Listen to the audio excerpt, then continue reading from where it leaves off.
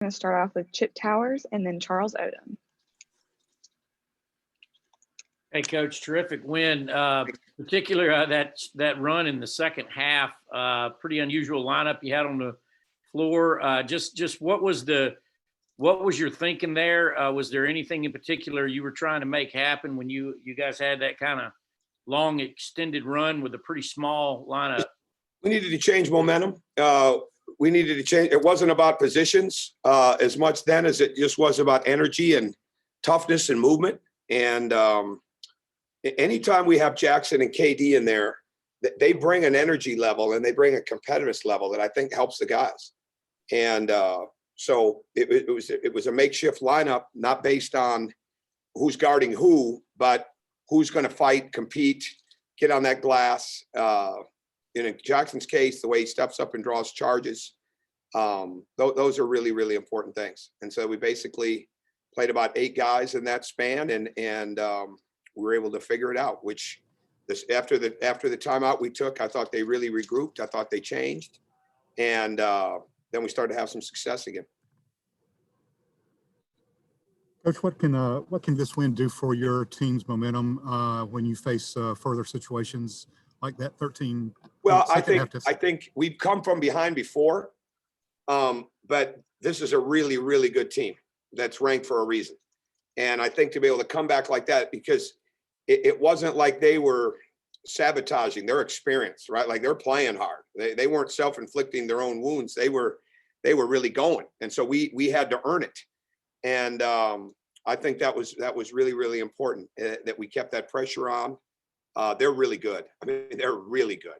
And I know they're missing Tillman, but they're even faster when he's not in there. And Konzo's a heck of a coach. But I think the way we came back and got the momentum, the fact that we did it against such a good team, the fact that some guys were really, really on the attack, like Justin, KD, Severe, Andrew, those things can only hopefully help us, because we're fully aware of how good Florida is as we go in there on Saturday. All right, up next, let's have Mark Weiser and then Mike Griffith. Tom, your team seemed to be pretty locked in terms of playing with desperation. I think one of your 2 players mentioned that. How important was that, given, the opponent and how? Well, I think, I use the term desperate. The term I heard a long time ago from Doug Collins, which I've used for so long, is you got to play blue collar desperate. But I'm not sure. We just say we've got to be tough. We had to be extremely aggressive against them. We had to be tough because they are. And the team that was most committed to the hustle game was going to win the game. And that's where the desperate comes in. And it's not desperate that we need to win. It's desperate that we need to compete at a higher level and a better level than what we have. And if you do that, then you're putting yourself in position to win. So that's what was most important about that. And I thought we had a lot of contributions, 5 guys in double figures, Jackson with 9. We had 16 deflections in the first half, which was not good. We have 46 for the game. KD gets 14 for the game. That's 30 deflections more. That says a lot about our defense. We had 8 3-stops in a row, and we had 6 3-scores in a row. And when you hit over 7 in both of those, it's tough to lose. And we have, but it's tough to lose. And because the whole key is that consistency. Once you get momentum back, can you stay consistent with it? And I thought our guys did a good job of that. Coach, could you comment on just the poise tonight? I mean, you got obviously not out of the woods. You got a trip to Florida and a really good LSU team coming up, but just the poise this team's showing at this stage of the season. Well, they were locked in, and again, the game Saturday. I've said this before, but I mean, they have to be reminded. Okay, listen, we just won 3 in a row. All right, we just won 5 out of 7. We came back on Tennessee. We didn't play very well at the beginning. It's a 14-point game. And I reminded of this one time at a timeout when it was 13. All right. We missed a 3 that we shouldn't have taken. We were in the bonus. We have the bonus tonight at the 13:07 mark of the I think it was 13:07 of the second half. But because we knew that was going to be a key part of the game. So let's make sure we stay with that. It wasn't about taking a jump shot. It wasn't about trying to make a move. It was about getting to the rim. And we had just been in this position the other day. We miss 2 shots and have a turnover. They score 3 straight times. That's where the margin for error is not real high for us. So we needed to really make sure that we were good and solid And if we were going to come back, we couldn't be beating ourselves while we were coming back. We had to trust what was happening and get ourselves into that bonus. And I think we might have been at 2 or 3 team fouls at that point. And then to get it as quick as we did in the bonus, that's a good recipe for us, because now we can set our defense and it helps keep them out of transition. Quick follow, can you comment on Justin Kyrie? He's a guy you told us you believed in. Oh, absolutely. Obviously. Justin was extremely locked in. I would say with PJ and Justin, we put a little extra focus on them the last few days. At least I have, and it's basically reminding them what they're capable of. Justin making sure that he's getting to the basket, playing assertively. PJ trusting his shot. There's always a few little technical things you need to remind guys of when they're at their best, but sometimes it's just a feel and a spirit that they've got to have, and that they know they're capable. And those guys, Justin and PJ, you know, I've coached guys and coached teams that didn't have teams or didn't have guys on the team full of guys that really tried hard, or even they could live and die, or they didn't live and die with the losses. Those 2 kids, and Andrew's the same way.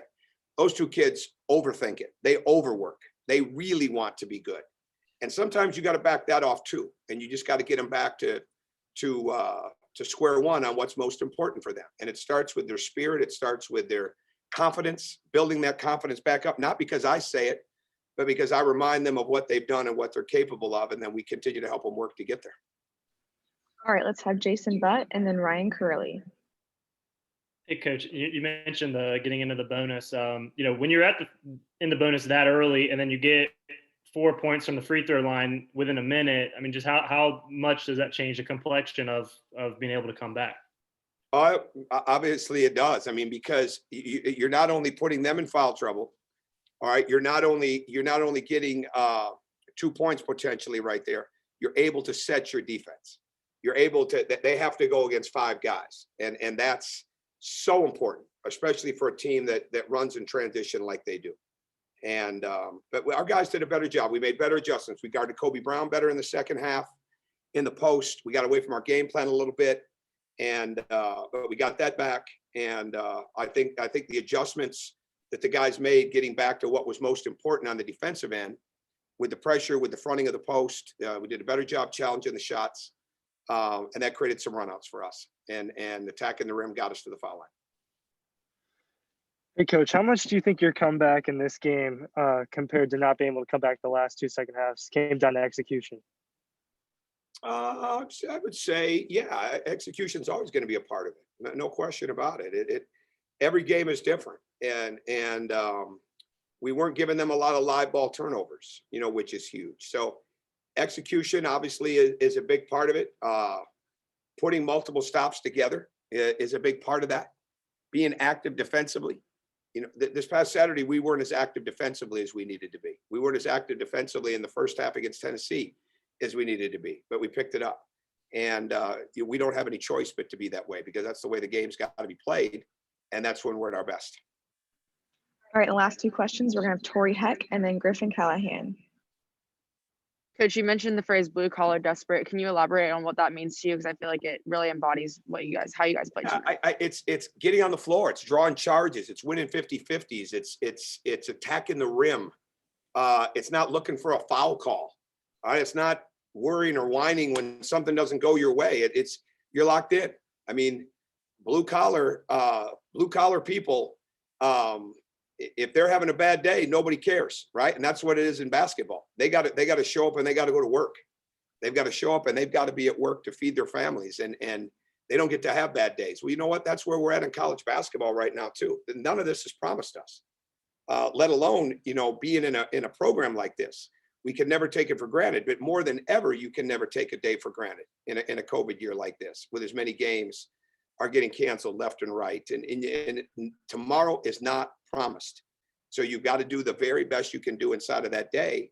And if they're going to be successful in life, it isn't going to be because they were passive and laid back, right? So it's going to be because, you know, they put their hard hat on, so to speak, and they played harder, and they were really committed to playing with one another. That's what you can't have just a couple of guys that are blue collar, a couple of guys that are really locked in. You got to have a team full.